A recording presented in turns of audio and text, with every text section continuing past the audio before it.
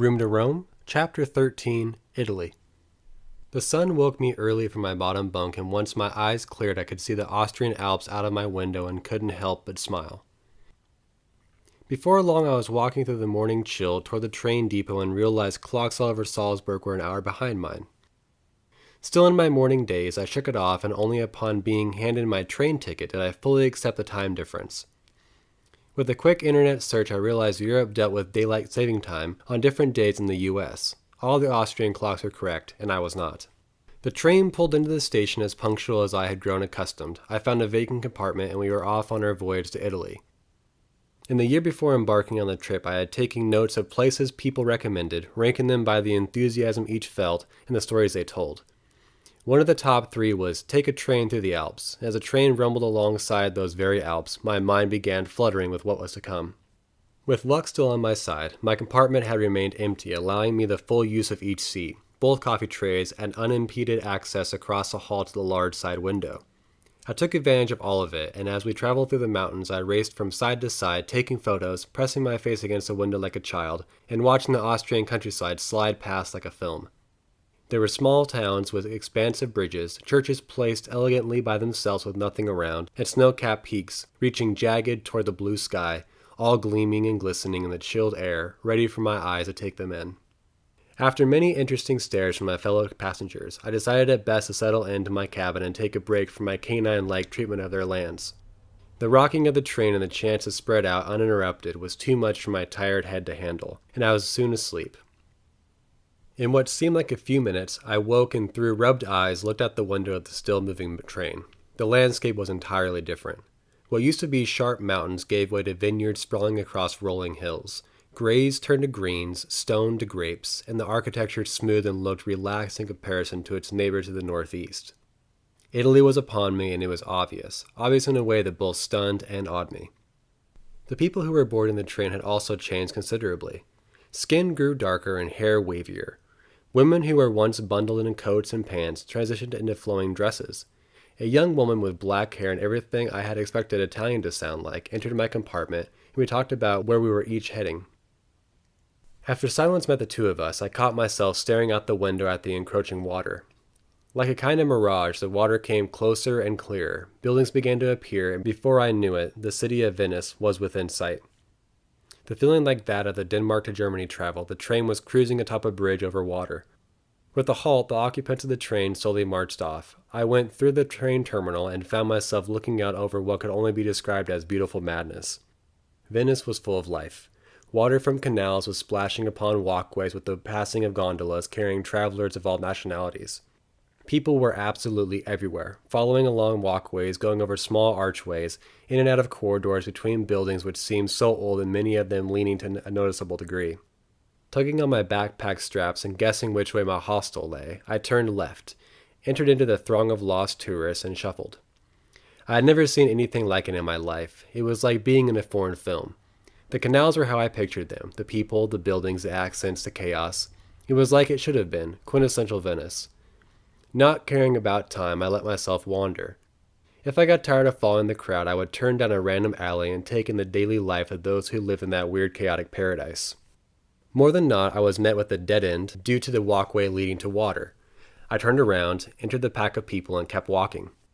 Before long, I was in the middle of the city at Piazza San Marco, with thousands of people. The buildings were beautiful, but I couldn't appreciate it with all the people shouting and posing for photos and bumping into one another. Frustrated, I got to the side of the square and tried to get my bearings. With little luck, I found directions on where to head and left the throng of people thinking what a labyrinthine brute Venice was, and was grateful upon finding my hostel situated directly over canals in the heart of the city. The hostel was in a superb location but was cheap, which meant the inside was not the best, but didn't matter. I was going to sleep above the canals of Venice. Darkness was upon the city, and as the crowds began to die down, I ventured out to try to find something to eat. Without much hassle, I came across a small wood-fire pizza spot with Italian men bickering between themselves. I ordered a pizza, found a cheap bottle of wine next door, and was soon consuming both at a frantic pace while sitting above the canals with the perfect Italian autumn breeze wafting music, accents, and the smell of food from all directions. I sat there and took in the magic of it all. That morning, I had woken up in the shadow of the Austrian Alps, and with only a train ride, I had transported to an entirely different world. That is what cheap travel is about.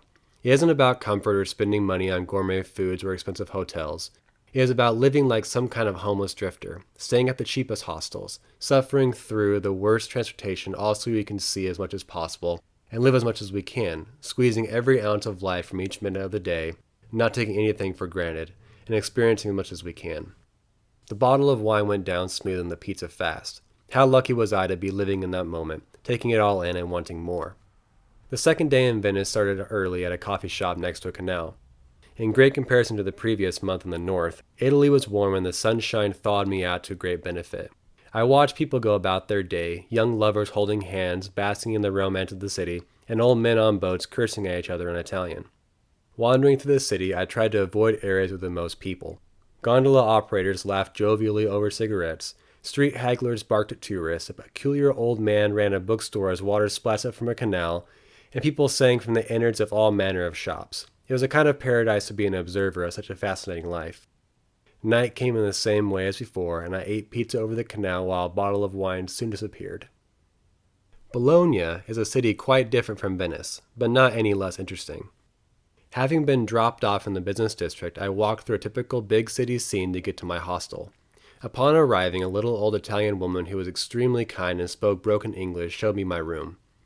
It was a lively hostel, much in the same way the hostel in Dansk, Poland had been. Young people were talking, laughing, sharing stories about their travels. It was fun and maintained my euphoria after leaving such an exhilarating place like Venice. After a bit of research, I set out looking for the sights around Bologna. I passed the towers of Bologna, walked around the Piazza Maggiore, and looked up at the Fountain of Neptune, which all impressed me, but soon I tired of the crowds around the sights and wanted to find an English bookstore.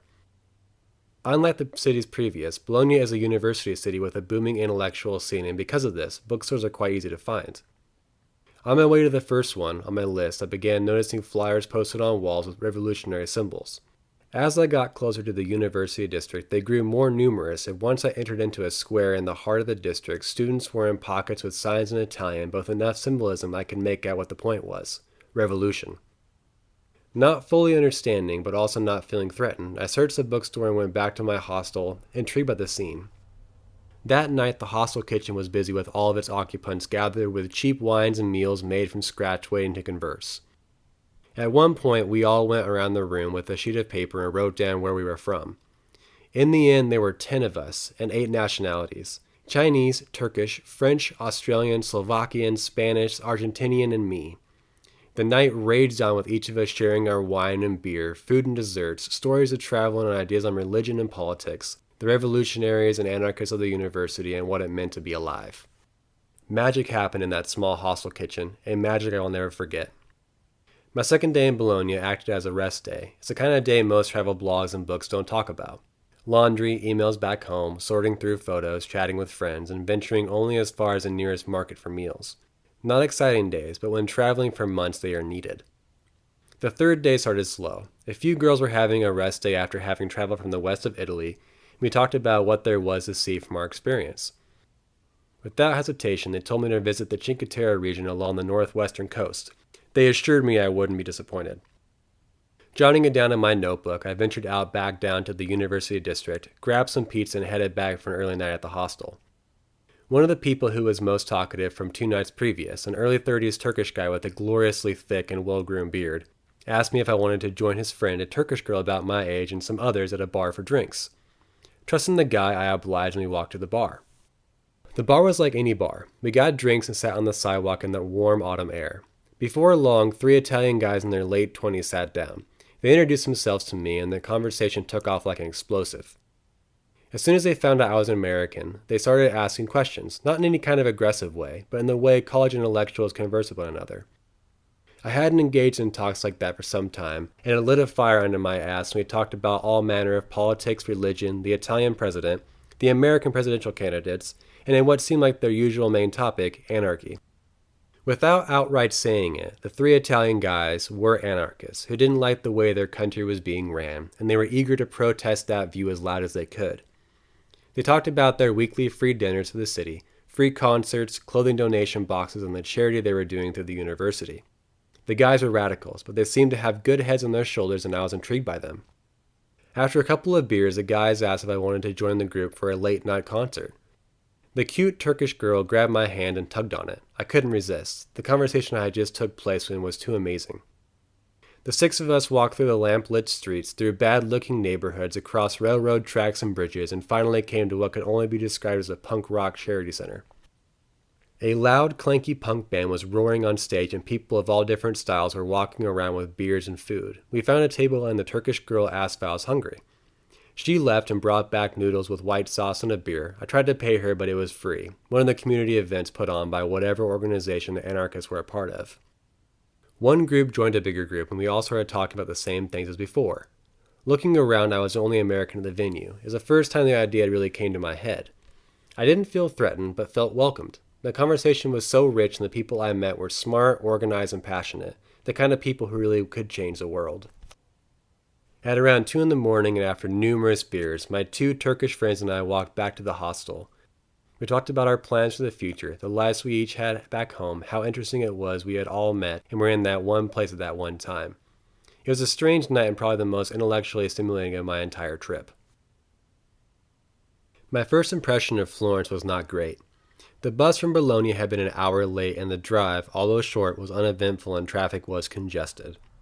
Once off the bus, I was met with throngs of tourists and vendors, and all I wanted was to get to my hostel to relax. It was one of those days. Even when on the trip of a lifetime and in the seat of Tuscany, a traveler still experiences the blues. Meandering through the streets, I took in the warm weather and blue skies, the shops with amazing-smelling food, and eavesdropped endlessly on the multi-ethnic chatter of tourists all around me, but I couldn't shake the feeling of not being impressed. I expected so much from the seat of the Renaissance, the home of the masters. Just as my head began to lower from fatigue, I saw it. Like some kind of medieval skyscraper that stood alone in a square, jutting up in all directions with a shining white stone, traced with reds and greens, topped with a giant dome which gave the complex its name, the Duomo, or the Florence Cathedral. I hadn't noticed, but my mouth was agape, literally, in the stunning magnificence of the building. Reinvigorated with excitement, I walked around the complex a couple of times and set off in a different direction. It didn't matter which. In quick succession, I walked through the statue-laden corridor of the Uffizi Gallery with the great fingers on either side, came out overlooking the Ponte Vecchio, a bridge complex from the Renaissance era, turned and stood gaping at the Piazza De La Senora, with its fountain dictated to Neptune, replica of the David, plus a myriad of statues strewn about like common bushes or lawn ornaments. It was embarrassing how unimpressed I was only an hour before, and now I stood in the heart of Tuscany, looking at architecture that was as mind-blowing as anything I had seen up until that point. Every inch of that city is astounding, but with dusk nearing I wanted to get high. It had become a kind of goal upon the arrival to each new city, get to the highest point possible without having to pay, which normally meant a natural area and taking the view.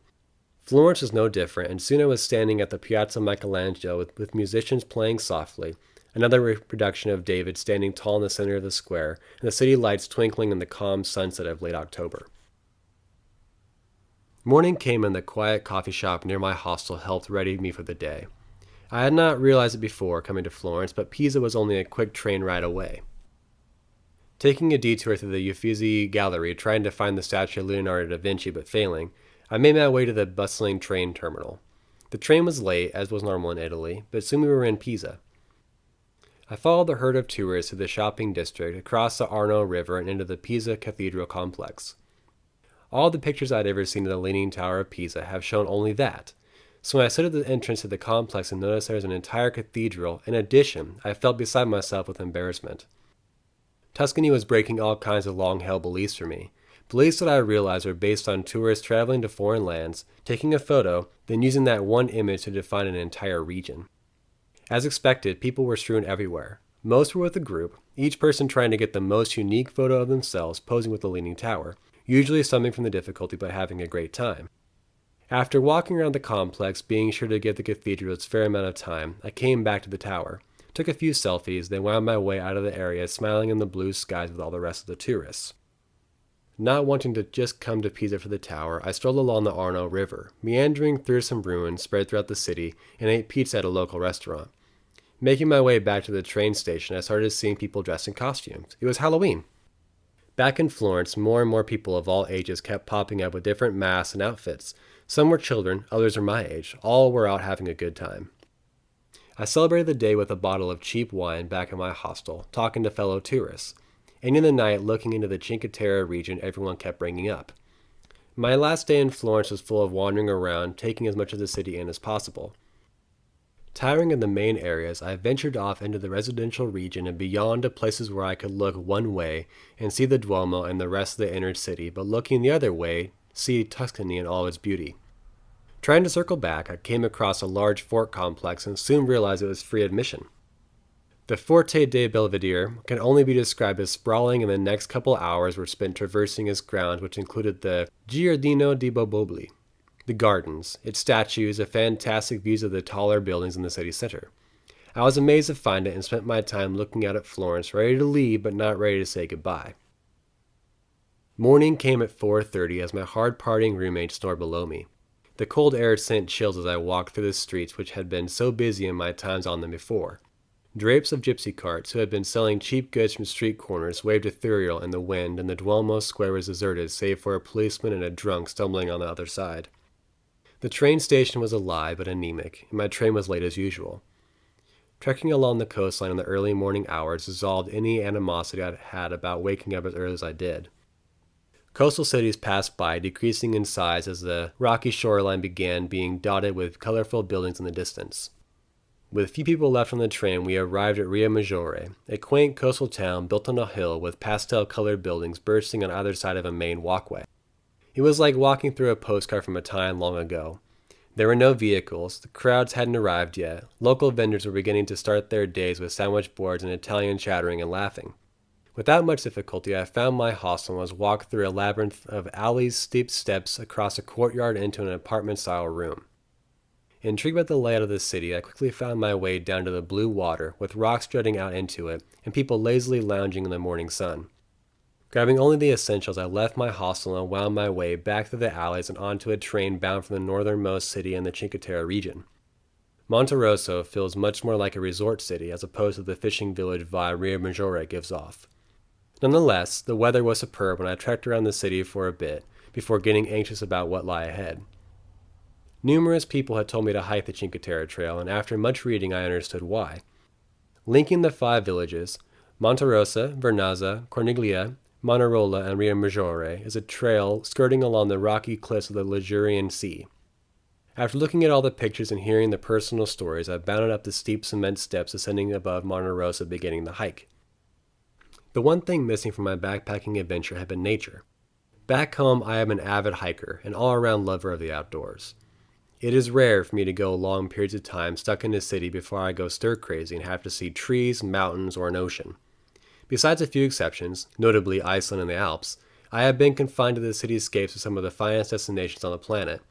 Yet there, cruising onward from Monterosso with the ocean air in my lungs and the alien, to me at least, Italian landscape all around, I was in the zone. It seemed like every few feet I would have to stop and look at the cacti, take a photo of some new angle of the tree, or admire the diversity of people hiking along with me. Luckily, quite few were on the trail that day. I came around a bend and saw Vernazza spread out below me, with the area's characteristic yellows and pinks adorning the buildings, a curving arm of rocks protecting its bay from the sea, and a tower perched above the city was in great contrast with the bright blue water surrounding it. Dipping into Vernazza, I darted down a few alleys before ascending on down the trail. Vineyards sprawled across the hillside with their winding branches stretching, intertwining with one another in a way which seemed so Italian. The sky was at its peak of the day, and the heat baked the stone steps of the trail and sweat soaked through the beanie I was still wearing. It was probably because of that red wool cap and the ridiculous heat that people would pass and first smile their friendly way, then glance above my eyes and furrow their brow if only slightly. Nothing mattered. The heat, the people, the views. It was all bliss as my hiking boot-wrapped feet flew freely across the trail, relishing in the stretching and climbing, dirt, then streams of water, and back to blistering stone. Small shacks which looked to be used for wine production dotted the landscape, coming into arm's reach at random points on the trail. I couldn't help but crane my neck to look into the alien buildings with their rusted conveyor belts and hooks and grape-stained buckets. The buildings were rustic with their stone walls and antiquated roofs and thin, old windows fragile enough to break at the slightest touch. The grapes and the curled vines were shriveled, and their leaves yellowed and spotted with age, lending a foregone beauty and fleeting one of time only weeks previous when those branches yielded such wonderful juices. Afternoon began to wane and the heat began to dissipate as I descended into the final enclave of residents along the Italian shores. With a backpacking traveler's wallet, I couldn't afford any of the wealthy tourist prices and stood longing at the windows of shops and fancy bars with enticing offers for classy drinks with clever names.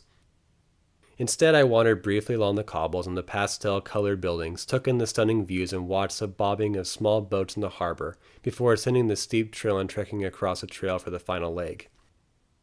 Without realizing it, or better say without looking closely at the map in my back pocket, I came to a sign which told the trail visitors the final leg of the trail was closed due to a landslide. An arrogance overtook me, and I thought, if only briefly, that assuredly I could find a way around this impasse. Within a few steps I was found to be only human, and had to descend to the train station like everyone else. Along the way I ran into a girl from the Bologna hostel, one who had recommended the very trail I was on. We talked about how she had got to Cinque Terre, and she introduced me to a few friends she had made and had began traveling with. Our new group walked to the train station, the one connecting all 5 of the small towns together, and waited for our ride back to Rio Magiore. One group talked for a while about travel and where we were staying and how long we would be in Italy and how we should add each other on social media and meet up sometime later on our journey. With the sunset cast aflame along the horizon, the group dispersed. The others to take selfies in the nirvana we found ourselves, while I walked toward the shore to try to capture even a fraction of the beauty nature dealt out so effortlessly. The train beckoned and everyone grabbed their heavier-than-they-started packs and kicked off the trail dust from their shoes before dragging their exhausted bodies onto the locomotive.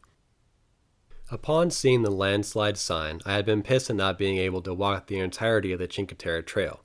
But once the train jolted forward and we were floating along the trails of that Italian oceanside, with the sunset a slight sliver and my feet humming with a dull pulse, I was content with the outcome and glad to have experienced what the day had brought. I arrived back to my hostel in complete darkness and was glad to see no one else had taken up residence on any one of the 3 bunk beds. Having explored my dining options before leaving for the trail, I knew the isolation mixed with the exclusivity of the area meant everything was going to be ridiculously expensive. Instead, I ducked into one of the locally run markets, grabbed cheap red wine from the local vineyards, and 2 pizzas for the oven. With feet still sore from the hike, I hobbled through the narrow passages of the town, between stone embankments, across a rooftop, and up the tight flight of stairs to my hostel. The cork popped in the wine bottle, and a paper cup was filled to the brim as I clicked on the oven. I heard the gas burning within, but there was no flame. Drinking down my paper cup of wine, I threw the oven pizzas into the microwave, set a random time, and sat on the bed with a refill of red elixir and semi-cold pizza, poring over a map of Italy and loving life. As midnight approached, I spilled wine on my map, wrote a few paragraphs in my journal, and edited a dozen or so photos. The wine was gone and so was the pizza. The Cinque Terre trail had been hiked, and one of the most amazing sunsets of my life capped a day full of adventure and beauty. Once again, I was doing what I had sought out to do on the adventure through Europe. To see as much as possible, learn as much as possible, and be present every single day. Sleeping in the next morning, I woke to blue skies and an urge to get high. Pulling out my wine ring-stained map of Cinque Terre, I noticed a winding trail reaching away from the main tourist trail, high above Rio Magiore. Packing a light lunch, I hurried up the steep incline through the vineyards and marshy bogs to a pink church overlooking the city and down the coastline. It was quite astonishing the contrast between the jagged rocks jutting from the turbulent ocean and the pastel-colored buildings situated in a seemingly random placement. Hiking this way and that in the blue sky for hours, I looked to the sea and saw gray clouds forming, heading my way. Back in Rio Magiore, there was a crowd gathering outside a small church with a hearse. A group of maybe 30 mourners wiped tears from their faces and marched behind the hearse as it ascended the cobbled street. I stood off to the side, not wanting to make eye contact with any of the group, but sometimes doing so and seeing sadness, and I felt so out of place. There I was intruding on their city, on their day when a loved one passed, and I was there without a care doing exactly what I and only I wanted to do. The sun set that night in a tumultuous way, using the gray clouds to its advantage and scattering its beams. I sat on the edge of the village, near the water, thinking about what the trip meant to me. Everything was happening so fast, and I was seeing so much that it was hard to wrap my mind around it all. The funeral got me thinking of mortality, and my mind in the cloud's demeanor was forcefully brought back to the ground. I didn't really know what I had learned along the trip thus far, nor what I hoped to gain from it in the time to come. The sun greeted me the following morning while on a train to Genova, the thoughts of the night previous still casting gloom on my tired brain. Without much energy, I found my hostel and did the usual. Talked about traveling with roommates, met a girl from California who wanted someone to walk around the city with, We chatted and traveled to the Genova lighthouse, got pizza and wine, brought it back to the hostel, and indulged in a long conversation about politics and travel with the rest of the hostel folk. The funeral in Rio Magiore affected me in a way I couldn't shake. Everything seemed trivial. The boasting of where each person had been and where they were going. The superficiality of the girl from California, even the pizza seemed contrived. I was in a bad space going to bed that night, ready for a change. Not wanting to train from Genova to Barcelona, I instead found an overnight ferry across the Ligurian Sea. Walking along the docks, taking in the giant ship, my mood was back to being on high. The point of travel is to see things differently, explore, chase adventure with a reckless abandon, and find new ways to pursue those things. Standing at the loading area of the ship, an Italian officer took my passport and told me I would be getting it back in Spain. It was a bit alarming, giving up my passport, my identity, to a stranger for that length of time, but it didn't matter. I ascended the cramped stairway leading up to the multiple stories of the small city on the water until I reached its highest point, the windy top deck overlooking the city of Genova. The ship sounded its horn and we made our way out of the harbor, steaming headlong into the Ligurian Sea bound for Spain. Like always, I had chosen the cheapest possible mode of transport, which meant no cabin and no bed. Instead, I was asleep with the other miscreants in the theater room, using the plush red chairs as a sleeping apparatus. Once I found the chair to my liking and claimed it by tying a sleeve of my jacket to one of its arms, I roamed the ship, taking in the unique environment. Perhaps 80% of the passengers were of African descent. Most, it seemed, were Moroccan, and the rest belonged to the rest of the north coast of the continent. The dining area was a smorgasbord of characters. Some tables held dark-skinned men playing cards, shouting loudly at one another. Others sat Italian bikers, with leathers and patched arms, cross-looking intimidating. Women held children. Some smoked on the bow of the ship. Others drank beer after beer from the fully stocked bar. I sat in a corner with my notebook, jotting all of this, drinking deep from a bottle of cheap Italian wine I had packed. With night upon us, I ventured back to my red plush chair. The hallway floors were littered with dark-skinned feet sticking out of blankets, most snoring loudly, others twisting and scratching in their sleep. Men were walking around in their underwear with towels draped over their shoulders, and some were on their knees praying quietly to themselves. A similar scene was taking place in the theater room. I found my red bed, tied my backpack tightly to my wrist, and laid across two of the chairs, shutting my eyes. The night was long and sleep escaped me for most of it. At 6:12, an announcement came over the loudspeaker notifying us we were going to make land soon. I made my way to the main lobby and noticed a tenfold increase in the amount of white faces I had not seen before. It seemed those people with white faces were the ones who could afford, or at least were the ones who saw fit to purchase, the cabins. They were the ones who avoided the common areas, for I had walked every inch of that ship the night before and hadn't seen many. The elevator doors opened and we all funneled in, color of skin and nationality not mattering, and we descended to the bottom decks. We were given our passports, but only a fraction of the ship's occupants walked onto the docks. As we got onto our shuttle, I looked back at the ship and many dark faces clutched the railing of the ship at her top decks. They were looking down on us and us up at them. The ship was bound for North Africa, and so were they, for whatever reasons. Our shuttle took us to the end of the harbor. I got off and walked amidst the shadows of palm trees in the early morning air of November. I was in a new country and my mind was set on traveling north. End of chapter.